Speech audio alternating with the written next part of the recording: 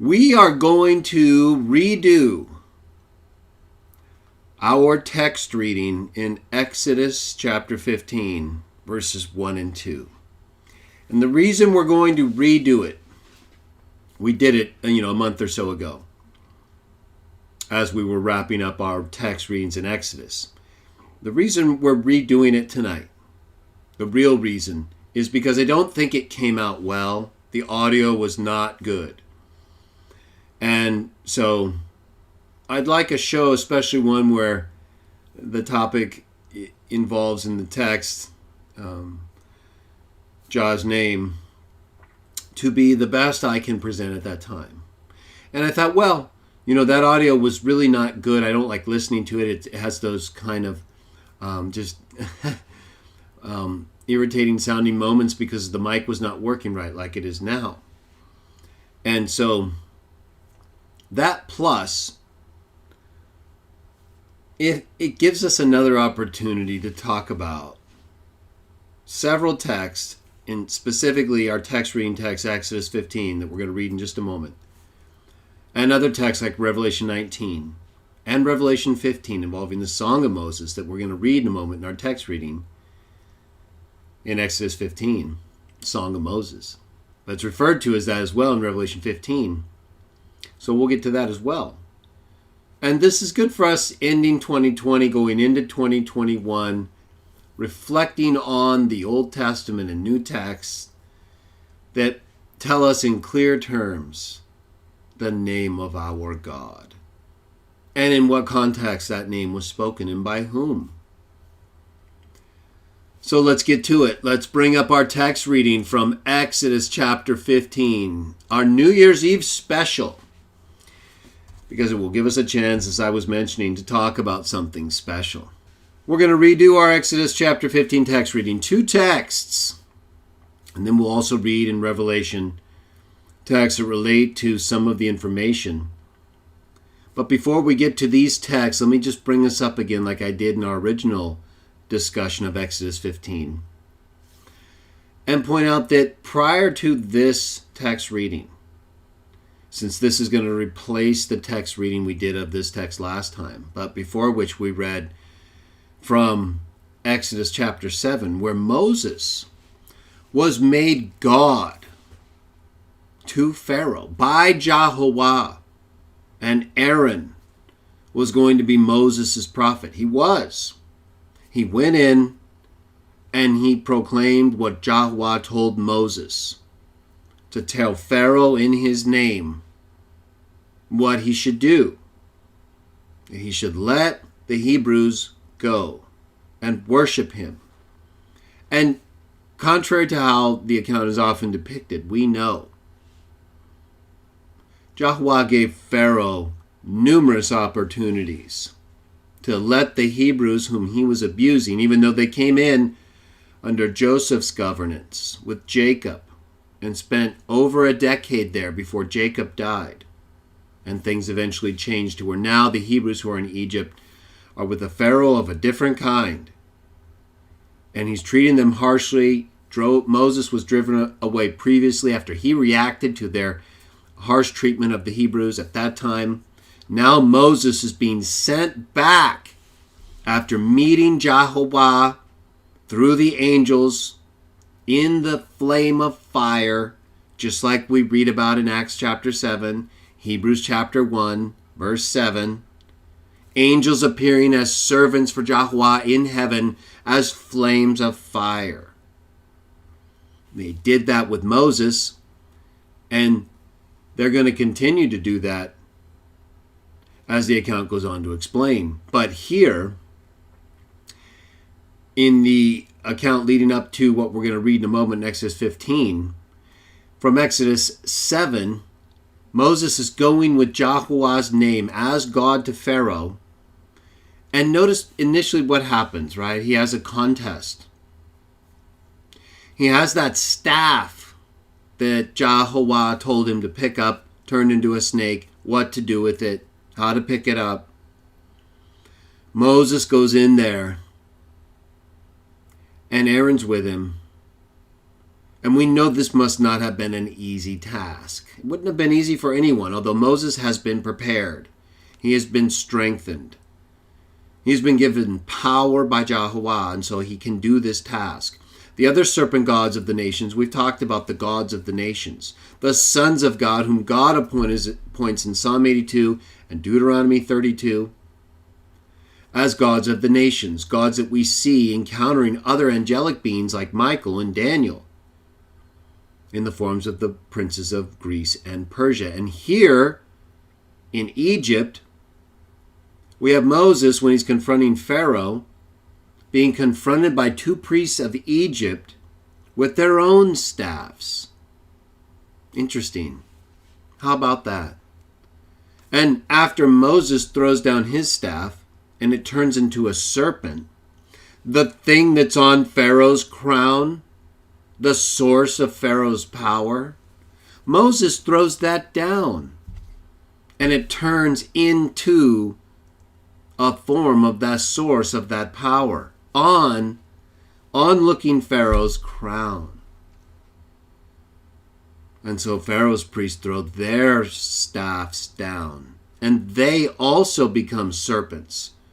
Maybe they're the serpents behind that crown, or just two other serpents with the serpent behind that crown. Either way, the staff that Moses threw down devoured those two serpents.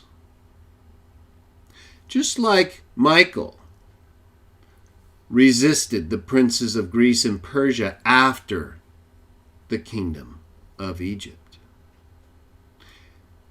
Either way, it wasn't enough to convince Pharaoh, so he went away, didn't let the Hebrews go. We know what took place if you read the account right. Moses continues to go to tell Pharaoh to let Jah's people go.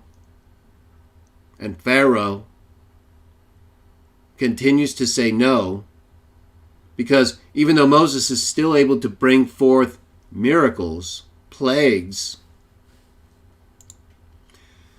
the priests of Egypt are as well. In some cases, they can't stop everything and they can't duplicate everything. So it's enough, though, to convince Pharaoh at different points to continue not to let the Hebrews go, because these serpent gods are displaying this power in ways that are enough or similar, close to what Moses can display, so that Pharaoh continues to not feel threatened. Whatever power, or Pharaoh himself, isn't threatened enough yet. And so Yahuwah keeps sending Moses back with the staff, with these powers, right? And you get the sources of water turning to blood. And the priests can duplicate some of that, but they can't change all the conditions. You get the fire from heaven mingled with the hail, the rivulets of fire with hail streaking down out of the heavens. You get the frogs. You get the locusts. And at different points, Pharaoh, it seems like it's enough he's convinced, right? Like he's finally going to let him go. No, right? Because Yahuwah already knew. He already told Moses he's not going to let him go. He's going to keep saying no. And I'm going to let his heart become hardened. And you're going to keep going to him. And Moses does that. And eventually, after the firstborn of Egypt are all killed, Pharaoh, he throws him out. He wants him totally out. Right? He kind of did that a few times before, but now he's like, this is it. And so they actually go out. And even that, right? It gets to a point where Pharaoh, he goes after him again. I'm going to move a couple things here. He goes after him again. And this time, right, the Israelites, they think they're at their end. And Pharaoh once again, right, even after all those plagues, after all those things, he starts to think, I got them now, right? All these Hebrews and the Egyptians that went with them, and Moses, all those things, all those powers that his staff and the serpent god he was with, was able to display all of that, left Pharaoh in his chase to finally do what he thought he could do the whole time, and that is continued to contain the Israelites. That's how much he had been built up by these serpent gods, sons of God. This is how they get. And this is what Yahweh allows. He's not approving of it. He's just like with us. Just like with the sons of God before the flood. He's not approving. We died, do we not? They died or were imprisoned, were they not? They're being the ones who are governing now, and all these evil forces and evil individuals on earth will be punished at some point, will they not? In our view, yes. So no one gets away with anything. Yahweh allows people, humans and his sons in heaven. We're not the only sons on the earth. He has other sons, good and bad ones. Just like on earth, only in our case, we're all descendants from ones who have sinned, whereas not all of the sons of God have sinned, Jesus being the firstborn one who never sinned, even as a man. So that gets off, of course, into a different discussion. But the point is, we need to understand who's under discussion, right? Who we're talking about when we talk about Pharaoh. When we talk about the serpent on his crown. When we talk about his priests being able to throw down their staffs and turn into serpents and battle momentarily, even with the staff Jehovah gave to Moses.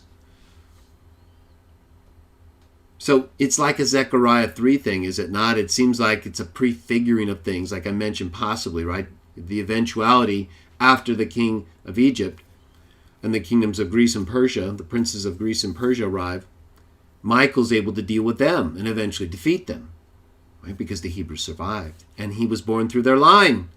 The Messiah arrived. Here, we may have a prefiguring of that in the account leading up to this, but it certainly fits the pattern, right? All of these things, right? We have the seraphs, do we not, in the Bible? Isaiah 6. That's flying fiery serpents. That's what seraphs are, seraphim, the plural form. They're above Jah's head. They're right up there, right? We can't interpret everything positionally and always think we're correct, right? If you're underneath Jah's cherubs and you're holding up his chair, I'd say that's pretty special too. So let's not try to overinterpret, but the fact is they are presented this way. Flying fiery serpents. We have the serpents with Pharaoh who are represented in those staffs, and that's those serpents and the snake on his head. We have Moses being given a serpent staff. We have the book of Numbers, right?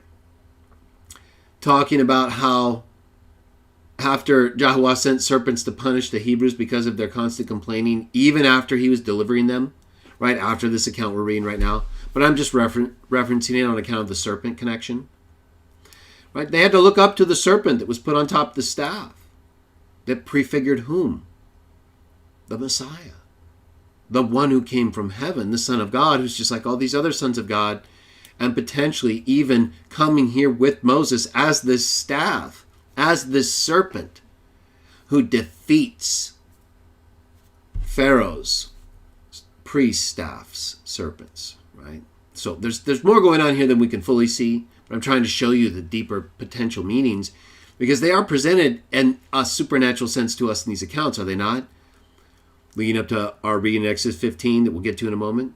Right? So all these things happen, these battles with serpent gods related to these serpents, the staff, the crown, Jesus as the serpent who was lifted up. So all these associations, the seraphim, Satan as the serpent, right? We have even the dinosaurs, pre-human creations in a more reptilian serpentine age, at least it seems in ways.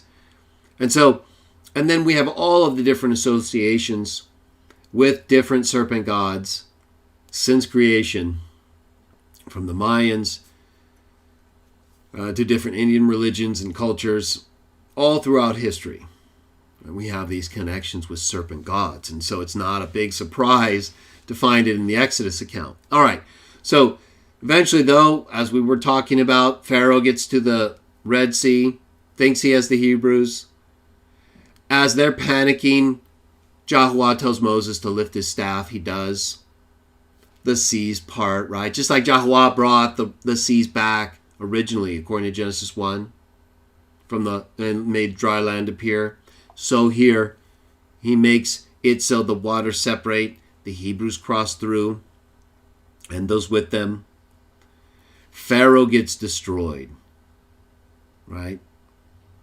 And we've talked about the potential connection with Ramses II, and how the fact that his tomb, even though they should have known where to build it, is constantly flooded. And so his body's not there. And of course, the account says that the Egyptians were destroyed and their bodies washed upon the shore. So either way, it's an unusual story associated with the Pharaoh of Egypt around that time. And it seems to me to be the curse of Yahuwah, that he cannot be buried where they meant to bury him, in his tomb. And that the floodwaters are constantly seeking that body, right? Either way, whether that's true, it takes us to our reading, because after all of these things, now everybody's here on the other side with Moses, having watched the Egyptians be destroyed. They survived. So it's undeniable, right? It's already been undeniable numerous times, but they've shown a tendency.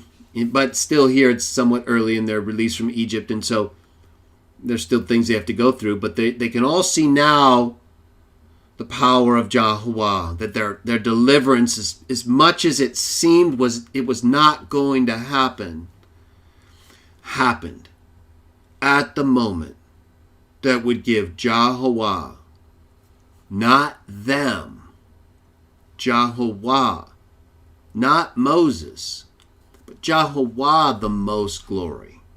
Now they turn around here and do the right thing. Our text reading is the perfect beginning to the ending of that part of the story. So let's read it. This is their reaction. This is Moses and the sons of Israel reacting to Yahuwah, freeing them from Egypt. Not just freeing them, but delivering them in a way that resulted in a deliverance that we remember to this day as the Exodus. This is their response to being delivered and to the destruction of Pharaoh, who just wouldn't listen. It didn't matter how many times Yahuwah displayed his power. Sometimes his sons don't listen. You have the sons that listen, right? The one who's leading the people, one who's doing everything Yahuwah says, so much so that his name is within him, or will be within him. You have those kind of sons, and then you have the other ones. So Pharaoh's with the other ones who do not listen, and who at this time did not listen. And Pharaoh himself would not listen. So Yahuwah let his heart become hard. And when there was nothing else for him to do, right? Where else are his people going to go? Right? He's now seen Pharaoh resist him time and time and time again.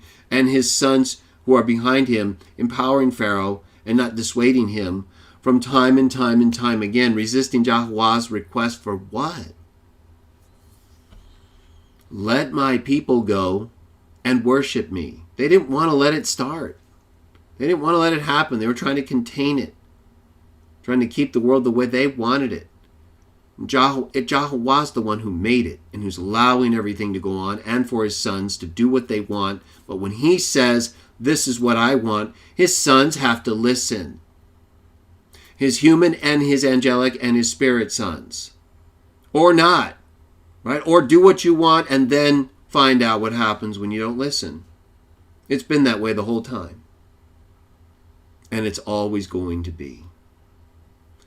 So now we have seen, the Hebrews have seen, all those with them, including Moses, have seen what the Father does when his sons don't listen. What Jah does when the gods of Egypt don't listen.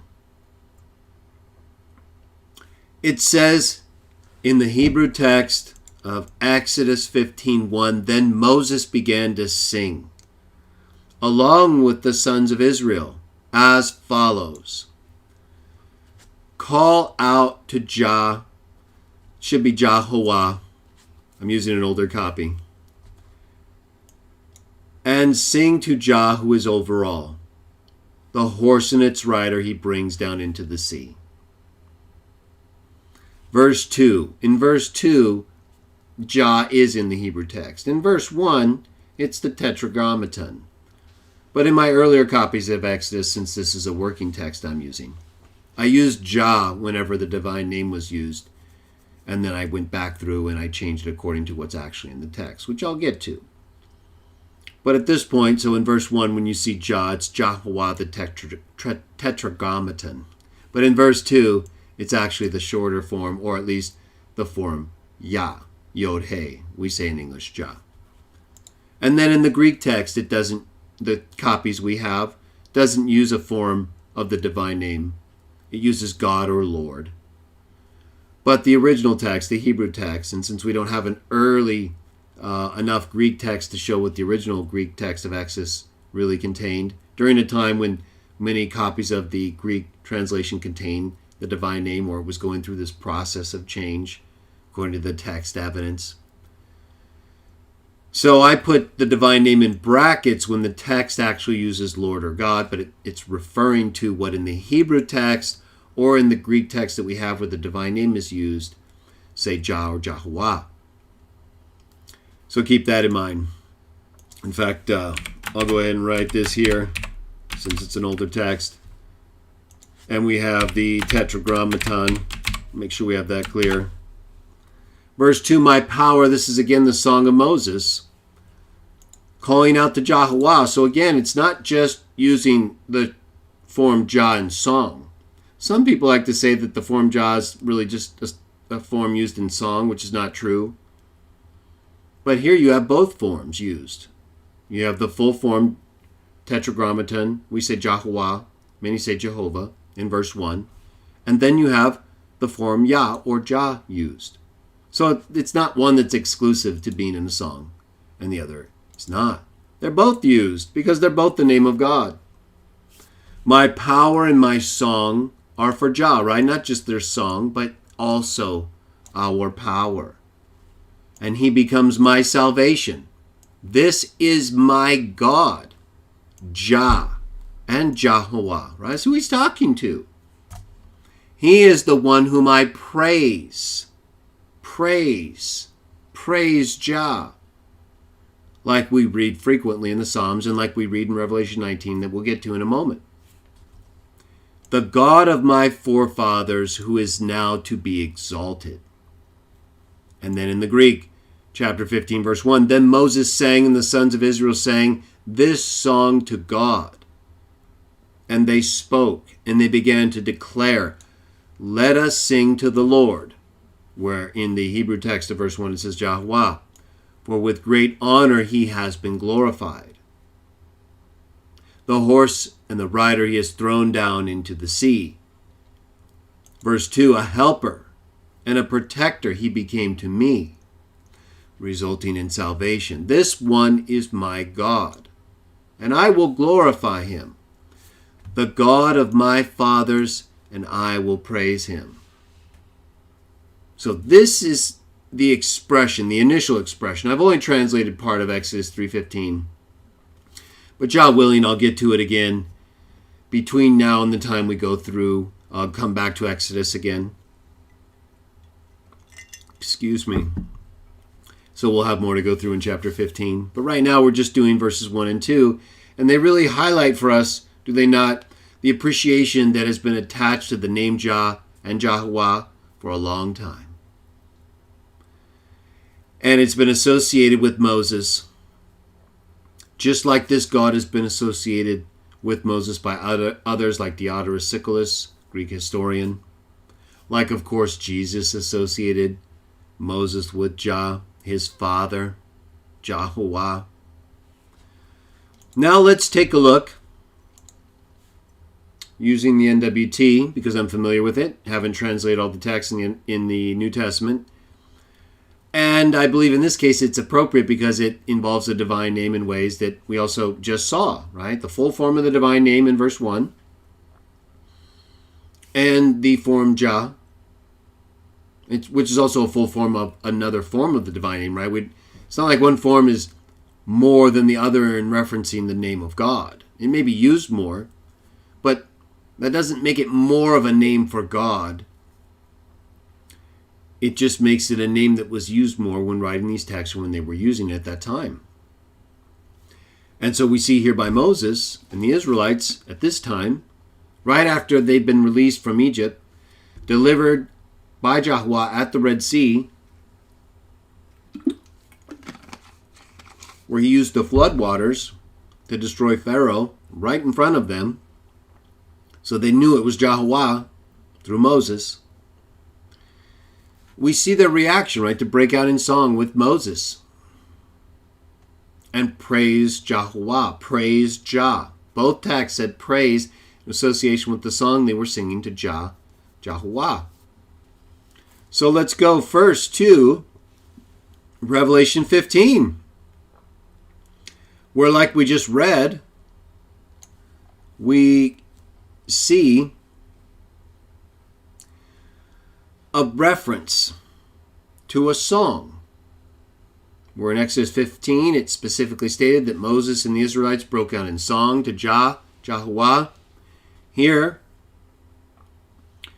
in Revelation 15, it says, I saw in heaven another sign, great and wonderful. 7 angels with 7 plagues, just like the plagues we saw, not exactly, but reminiscent of the plagues that we were referring to in our summary of events between Exodus 7 and Exodus 15, our text reading.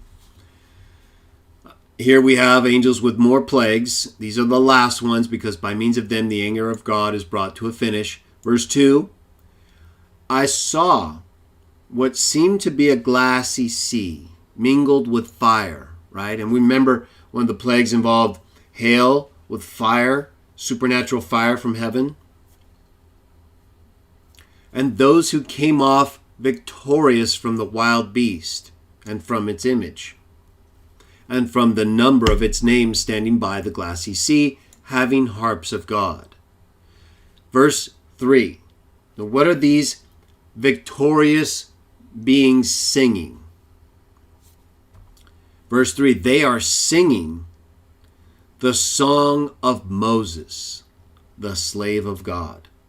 The ones who are victorious against the wild beast and its image, and in the number of its name, are singing the song of Moses that we just read in part, the opening part.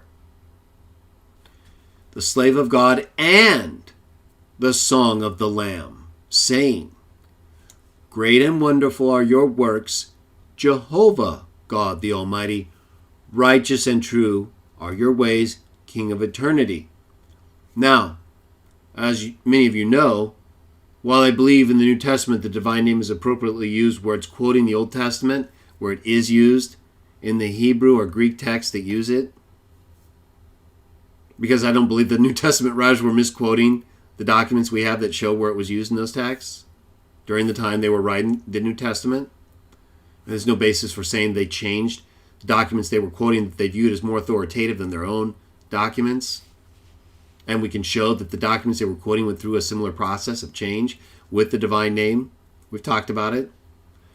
So I believe that textually in the New Testament, it's okay to use the divine name where the divine name is quoted in a divine name containing text in the Old Testament.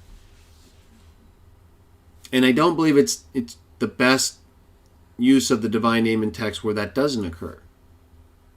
But there are many texts in the New Testament, many relatively speaking, I guess, to the quotations, there are several at least, where the context is very clearly talking about Yahuwah, right? Not an application from the text that might apply to Jah to Jesus in a way that, even Trinitarians don't use the divine name, right? They use Lord, and so it's a question there. There's some texts where it's a question. Some texts where it's clear, right? Psalm 110:1, quoted in Hebrews 1. It's very obvious that the use and non-use of the divine name there, and in other texts. But here, it's not a quotation, right? It's a reference to the time, at least in part to Moses, right? The slave of God and his song. Which uses what? the form of the divine name that is Yahuwah in English, right? The Tetragrammaton, and Jah, Yod-Hey. So while it doesn't textually fit, right? It's not a quotation in the textual sense where they're quoting Exodus 15:1 for the full form of the divine name, or Exodus 15:2 here. Nevertheless, contextually and conceptually, it clearly is talking about Yahuwah, right? Because it's Moses and the Lamb. It's their song being sung to Yahuwah, the Almighty, Pantokrator in Greek, right? Righteous and true, King of eternity. The reference is specific, doesn't mean Jesus can't be king in these similar ways. He's part of the singing. He's with Moses singing to this God, his God. Revelation 3:12 says it in this same state multiple times. And right here he's singing with those who came off victorious from the wild beast, right? Jesus with those, well, they're singing, right? But it's the song of Moses and the Lamb. So it's it's their song. Moses sang his song. We just read it. The Lamb sings his song. Those who come off victorious by following the Lamb sing that same song. So contextually and conceptually, I believe it's appropriate to use the divine name here. I don't think it's going to hold up ultimately in the most convincing way, like a quotation from the Old Testament, an indisputable quotation, where the Hebrew or Greek Septuagint uses a form of the divine name. That, to me, puts the New Testament writers in the right light, not the wrong light where they would be changing what they considered more authoritative at that time. And so I think there's still an argument to be made with texts like this, where conceptually and where you have the Lamb clearly singing, or his song being sung to this God in a way that shows the separation that would be unmistakable, right? Like with Moses here. So this is a more, I think, credible use of the divine name in the NWT than an Old Testament quotation. I mean, more credible use of the divine name than a non-quotation that doesn't have this strong of a contextual and conceptual identification with that same God, where in the context of the text, with the Lamb song being sung, the Lamb can't be confused with that God. Like in other texts where Trinitarians might try to say, well, the association makes this Lord, that Lord, and from there they try to argue for the Trinity. So those texts aside, which we've talked about and or will, here we don't have that, right? It's very clear. Those who come off victorious sing the song of Moses and the Lamb. So the Lamb is also singing like Moses sang to this God, whom in Exodus 15, our text reading, is Jah, Yahuwah. And while this text in Revelation 15:3 doesn't use the divine name by quoting it from those texts, it's a conceptual, contextual parallel. Revelation 19 does. Let's go to it next. And then we'll conclude the show, because as we know, being Christian witnesses of Jah, that's our God, Jah, and Yahuwah, right? I've argued for the use of that name. I'm going to talk about it further in another video, talk about a lot of the Masoretic text and rabbinic textual evidence and things, some of their, positions and claims, and then just the evidence overall for the divine name and how it should be pronounced. I've already done that to some extent in my the pronunciation of the most difficult form of the divine name, the Tetragrammaton video, and in my Why Jah video, and in my writings, of course. But there's some more I can say and will say about some of the Masoretic and rabbinic stuff. So, again, I think a lot of my writings especially cover that part. And but I do want to do another video that will make some points in that period of time from the first century forward more clear. And when I do that, we're going to get more into the Masoretic texts, Leningrad Codex, Aleppo Codex, and other texts and rabbinic thought from the time of the first, second centuries forward. And we'll get into more of a discussion about the full form of the divine name and how it's pronounced. But I believe originally it was pronounced Yah-O, and eventually it became pronounced Yahuwah. and was also pronounced Yah or Jah, like we read in Exodus 15. And like we read right here, and we're going to read right now. Revelation 19. So in Revelation 15, we get those coming off victorious from the wild beast in its image and the number of its name, which I've talked about before, right? As sort of, it seems to represent a sort of a God King Antichrist type. Either way, those who come off victorious from those things that are described sing the song of Moses, which we just read in part in our text reading, that praises the God Jehovah, Jah, Yah-O, depending on which pronunciation you adopt for the Tetragrammaton. And the Song of the Lamb, which would have to do the same things, right? And if you argue that it's not, and you're arguing somehow it's different from the Song of Moses in those regards, praising Jehovah and Jah, well, what about right here, right now in Revelation 19? After these things, and the things he's talking about are the things related to the destruction of the great slut. I like great slut better than great harlot. What about you? Because it's talking about Babylon the Great here. The disgusting kingdom over the kings of the earth, which make life hard for me and you, with all the poisonous lies and disgusting behaviors that they can think of to do, that never improve the human race, do not praise Jah. That's what they do. When that whole thing is disgraced, when the great slut finally shuts up, because Jehovah makes her shut up and say no more disgusting things, no more terrible, horrible, rotten behavior out of you, you're through. When that takes place, all of it, when she is through, after these things I heard what was a loud voice of a great crowd in heaven. They said, and there's a great crowd on earth, just like it's clear in Revelation 7 and Revelation 21, the parallels there. And there's a great crowd in heaven, just like we read about here and we read about elsewhere.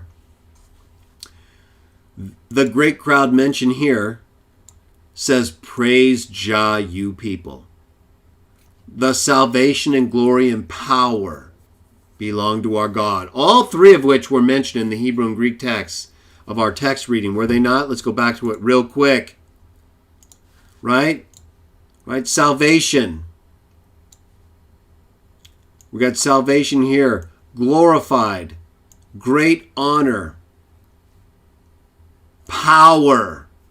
All of them are right here in the praise of Jah, just like they were back there.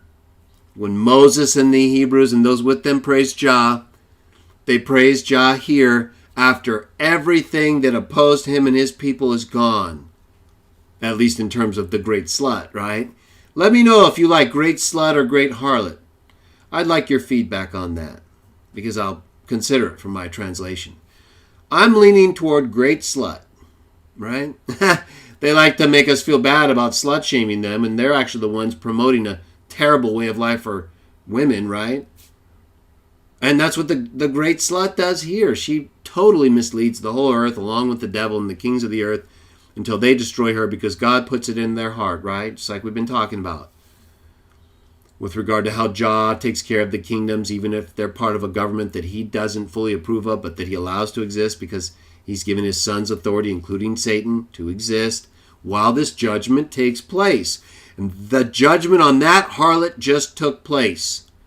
And this is what they say, just like when Egypt was destroyed, when the king of Egypt and his army was wiped out, the same God was praised. Praise Jah, salvation, glory, power belong to our God. Verse 2, because just like in Exodus 15, his judgments are true and righteous. He has executed judgment upon the great slut who corrupted the earth with her fornication, right? Porneia. all that sick stuff, all the perverted permutations of God's sexual arrangement, whether it's abusive hetero, abusive homo, and especially pedo. All of it. She's done it all. He has avenged the blood of his slaves at her hand. And right away, for the second time, they said, "Praise Jah, you people." And the smoke from her, from the great slut, who has done all of this abusive stuff and gotten away with it to this point, the smoke from her destruction will go on ascending forever. Verse 4, the 24 elders in we don't need to talk about who they represent right now. They're in heaven with Jah and the 4 living creatures. They all fall down and worship God, seated on the throne, saying amen. Let it be so. Praise Jah. The third time, you people. Verse 5, also, in addition to all that, the great crowd in heaven says it twice, right here and right here. Then the 24 elders and 4 living creatures react, fall down, worship, right here, praise Jah. Then a voice comes from the throne itself and says, "Be praising our God, all you his slaves who fear him, the small ones, like the Hebrews, and the great, like Moses," if that's how you want to see it. But we all know our fate, the small and the great. It's Jah. That's why we're all praising him, and why this voice from the throne itself, right? And we know who's sitting on that throne. Who does Revelation 3 say? Revelation 2 and 3, who does Jesus say is sitting on that throne? The Son and all those with him, right? The one singing the song of Moses in what? Revelation 15, 1 through 3. We just read it. The voice issues from the throne and says, "Be praising our God, all of you." Right after that, verse 6, I heard what was a voice of a great crowd, and a sound of many waters, and as a sound of heavy thunders. They said, right? It doesn't say the great crowd up here for the third time said. Maybe they're all saying it now, and they're all this great crowd. I've talked about it in my video on the great crowd and in my writings. But just to talk about it a little bit now. This great crowd that sounds like all these waters and heavy thunder says, "Praise Jah," once again, for the 4th time, in response to his judgments. All of these beings in heaven respond and praise Jah. And in the NWT, it's because Jehovah or our Lord in many Greek texts. But again, conceptually, we're definitely, right, in Exodus 15, at least in terms of the praise and the terms that are used, like glory, salvation, power, all these things in a similar context. So while in the Greek text, we definitely get Alleluia with Yah as the divine name in these texts 4 times. They couldn't get it out. We should be thankful to Jah for that, right? We have it many other times. I've talked about it in my Why Jah video. We have it here right now. And conceptually, contextually, that's okay with me right now. Just like I talked about in Exodus 15. And while we're not right here, right now, in terms of these events taking place, we are past the time of Moses. And we know about those events which took place. And we have all the other texts, like in the Psalms, like in Isaiah, like as is used by the people of God according to different texts we have from the time of Moses until now, and other representatives of other cultures and times who tell us about the God these people worshipped. The God that in the text we just read, in our text reading in Exodus 15, and in Revelation 19, and by reference in Revelation 15 to the Song of Moses, tell us in the most unmistakable terms, whether it's pronunciation or whether it's text, which God we serve, Jah.